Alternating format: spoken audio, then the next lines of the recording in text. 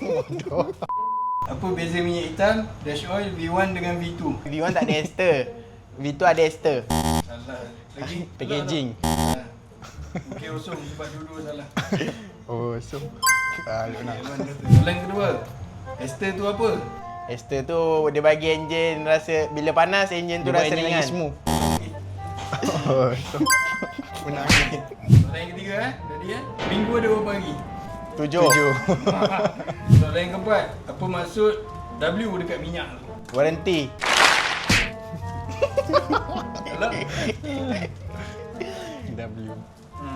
Tak tahu lah. Saya macam ni.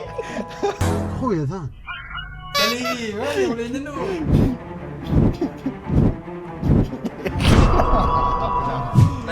Bulan blue tu boleh pakai kat kereta tak? Boleh.